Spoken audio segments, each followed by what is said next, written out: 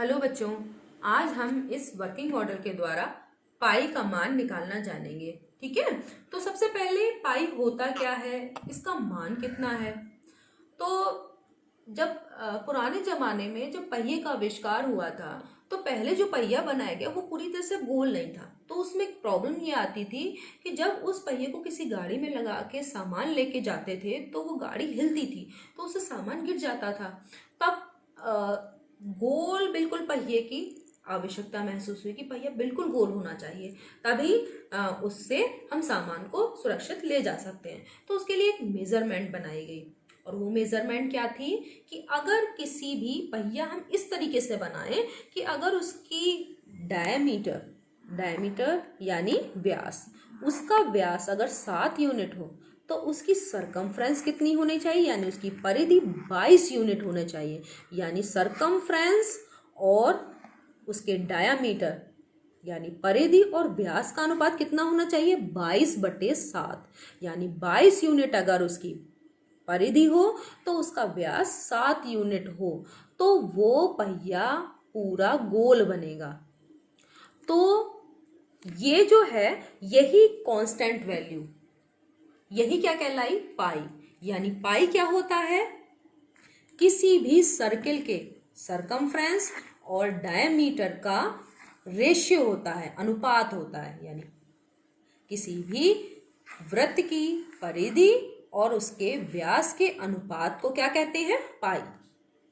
पाई कहाँ से आया, तो पाई जैसे हम लोग इंग्लिश अल्फाबेट पढ़ते हो गए ABCD, तो उसका 16th लेटर P है। उसी तरीके से ग्रीक अल्फाबेट जो है उसका 16th लेटर पाई है, और इसको किसी भी सर्कल के सरकमफ्रेंस और डायमीटर के रेशियो को दिखाने के लिए ये प्रयोग किया जाता है। और पाई का मान हमेशा निश्चित होता है, 22/7 या 3.14।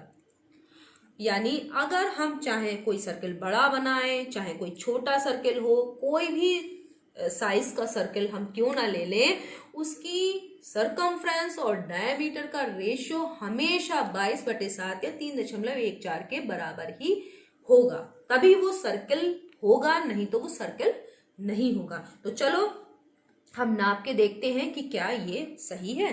तो इसमें देखो हम क्या करते हैं, पहले इसकी डायमीटर नापते हैं। देखो ये एक सेंटर है, सेंटर से हम यहाँ तक नापेंगे तो ये क्या हो गई इसकी, ये देखो ध्यान से देखो इसको कैसे नापना है।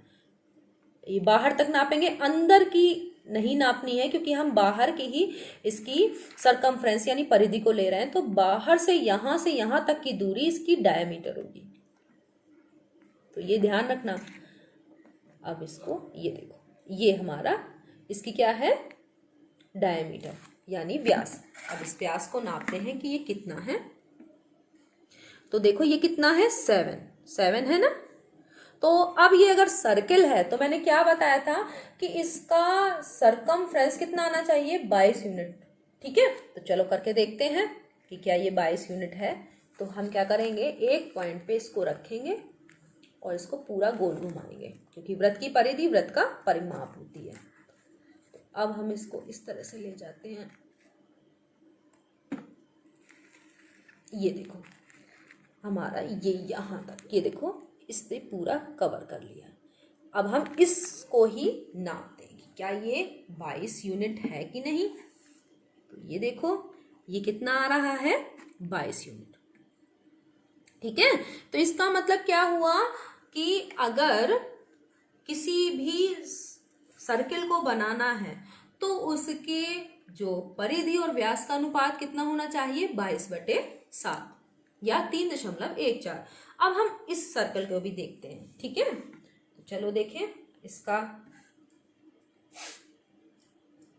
डायमीटर कितना है। तो देखो कहाँ से लेंगे, ऐसे, ये देखो ये इसका डायमीटर है, और इसको नापते हैं कितना है, ये देखो 8.4 आ रहा है, ये देखो 8.4। अब हम इसकी परिधि को नापते हैं।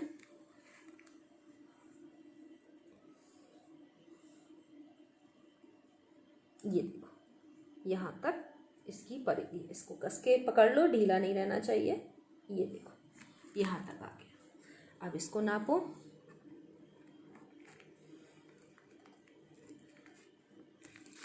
कर लेते हैं। ये देखो कितना आ रहा है 26.4। कितना आ रहा है देखो 26.4। तो इसका व्यास कितना आया था 8.4 और इसकी जो परिधि आई थी वो 26 यानी 26.4। तो अब इसको हम कैलकुलेट करके कैलकुलेटर पे देखते हैं कि अगर हम इसको डिवाइड करें, इसका अनुपात निकालें तो वो क्या 3.14 के करीब होगा। तो हमारा परिधि कितनी आई थी देखो 26.4 और इसको हमें किससे डिवाइड करना है, इसके व्यास से। तो व्यास की माप कितनी आई थी 8.4। अब हम इसको देखते हैं कितना आ रहा है। ये देखो इक्वल का 3.142857। इसका मतलब ये सर्किल है और हमने इसके परिधि और व्यास का अनुपात यानी पाई का मान निकाल लिया। तो पाई का मान निकाल के तुमने देखा पाई का मान क्या होता है, किसी भी सर्किल के सरकमफ्रेंस और व्यास के अनुपात को ही तो पाई कहते हैं। तो पाई का मान तुमने इस सर्किल के लिए निकाल के देख लिया। इसके लिए भी देखा 22/7 का मान भी यही होता है। अगर 22/7 को देखो तो इसमें हम फिर से करते हैं। ये देखो अगर हम इसको कैंसिल कर दें और हम 22/7 को देखें, 22 को डिवाइड करते हैं 7 से, तो ये भी देखो 3.142857 इतना आ रहा है कि नहीं आ रहा है। तो हमने देखा कि इसके लिए भी पाई का मान निश्चित है, इसके लिए भी पाई का मान निश्चित है, यानी पाई कांस्टेंट वैल्यू है। वो किसी भी सर्किल के लिए एक ही मान होगा। अब अगर हम इस छोटे सर्किल को भी चलो करके देखते हैं कि क्या इसके लिए भी पाई का मान फिक्स है, वही आ रहा है, कहीं दूसरा तो नहीं है। छोटा सर्किल है तो चलो नाप के देखते हैं। तो सबसे पहले हम क्या करेंगे, इसके डायमीटर को नापेंगे। डायमीटर तो समझ गए होगे ना, ये देखो इसको ऐसे पकड़ो सीधा तान के, तो ये देखो यहां तक है। अब इसको हम नापते हैं। तो ये देखो कितना आ रहा है, यहां से यहां तक नापो तो देखो 5 से कम है, 4.9 है। ये देखो 4.9 है। ये देखो पूरा 5 नहीं है, ठीक है, तो 4.9। अब देखो इसकी हम जो है सरकमफ्रेंस यानी परिधि को नापते हैं। तो कितनी आ रही है देखते हैं। ये देखो ये यहां तक,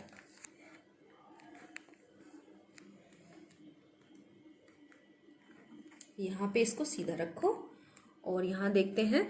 तो ये देखो 15.4 आ रही है। ये देखो पूरा 15.4 है। अब देखते हैं 15.4 और कितना आया था 4.9। तो देखो 15.4 इसकी क्या है, सरकमफ्रेंस यानी परिधि। तो 15.4 लिखो, 15.4 और इसका जो डायमीटर है वो था 4.9। तो 4.9 से हमने इसको डिवाइड किया, कितना आ रहा है देखो 3.142857 आ रहा है ना। तो इसका मतलब है कि इसमें भी पाई का मान वही आया, इसका मान में भी पाई का मान वही आया, यानी इसकी जो सरकमफ्रेंस और डायमीटर का अनुपात सब में एक ही जैसा आया। इसका मतलब क्या है, पाई की वैल्यू कांस्टेंट होती है, ठीक है, पाई की वैल्यू कांस्टेंट होती है। और वो कितनी होती है 22/7 या 3.14। इस तरह से इसका भी निकाल सकते हैं। अब एक बात और कि जो पाई है, पाई की जो है एक अपरिमेय संख्या है यानी इर्रेशनल नंबर है और उसका मान होता है 3.14159 ... इर्रेशनल नंबर का मतलब जानते हो और रेशनल का मतलब जानते हो। तो इर्रेशनल का मतलब है कि किसी भी संख्या, वो संख्या इर्रेशनल कहलाएगी जिसमें कि उसका मान पूरा पूरा निकाला ही नहीं जा सकता, उसका हम मान प्राप्त नहीं कर सकते। पाई एक इर्रेशनल नंबर है। लेकिन जो हम 22/7 या 3.14 का यूज करते हैं ना, वो अपने गणितीय सवालों को हल करने के लिए करते हैं। वो पाई की नजदीकी मान तो है लेकिन पाई की बिल्कुल एग्जैक्ट वैल्यू नहीं है। जहां पर पाई का मान यानी एक्यूरेसी की जरूरत होती है, बहुत ज्यादा एक्यूरेसी की यानी शुद्धता की जरूरत होती है, तो हम पाई का मान 3.14 या 22/7 ही नहीं लगाते हैं, वहां पे 3.14159 और डॉट डॉट आगे भी मान निकाला हुआ होता है। जितनी एक्यूरेसी की जरूरत होती है दशमलव के बाद उतने ही अंकों तक पाई का मान लिया जाता है। तो पाई की एग्जैक्ट वैल्यू 22/7 या 3.14 नहीं है, लेकिन ये पाई का नजदीकी मान है। तो हम जब अपने गणित के सवालों को हल करते हैं तो उसमें 22/7 या 3.14 मान लेते हैं। 3.14 या 22/7 एक परिमेय संख्या है, तो ये पूरी तरह से पाई का मान नहीं है, क्योंकि पाई जो है वो अपरिमेय संख्या है जिसका मान अभी तक नहीं निकाला जा सका है। ठीक है, तो अभी हम देखते हैं कि 22/7 जो है या 3.14 जो हम लेते हैं वो 22/7 क्या अपरिमेय संख्या है या परिमेय संख्या। तो अब हम इसको अपने आप ही चेक कर लेते हैं। तो हम देखो 22 को डिवाइड करते हैं 7 से। अब यहाँ पे देखो 3.142857 फिर 1428, तो ये जो है बार बार रिपीट होती है संख्या। ठीक है, तो परिमेय संख्या में दशमलव आवर्ती दशमलव वाली जितनी भी संख्याएं होती हैं वो परिमेय में आती हैं, वो अपरिमेय नहीं है। तो जो 22/7 है वो एक अपरिमेय संख्या नहीं है, वो एक परिमेय संख्या, और पाई क्या है, अपरिमेय संख्या। तो हम अपने जो सवालों को हल करने के लिए 22/7 मान सकते हैं या 3.14 उसकी वैल्यू ले सकते हैं, क्योंकि वो भी पाई का एक नजदीकी मान है, और हम गणितीय सवालों में 2 दशमलव के बाद के 2 स्थानों तक ही लेते हैं। लेकिन जहां ज्यादा एक्यूरेसी की जरूरत है तो वहां पर पाई का मान 3.14159 और जितने भी आगे शुद्धता की जरूरत है उतना लिया जाता है। पाई एक इर्रेशनल नंबर है, पाई एक रेशनल नंबर नहीं है।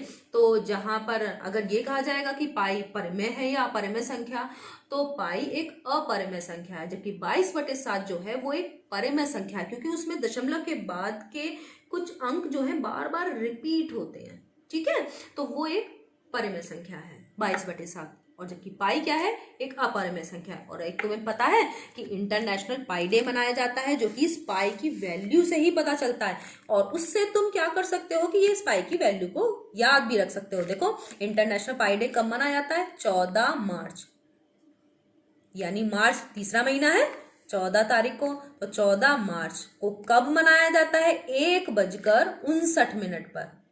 ठीक है, तो अब हम इसको देख सकते हैं, इससे तुम पाई की वैल्यू भी ज्ञात कर सकते हो, याद रहेगी तुम्हें।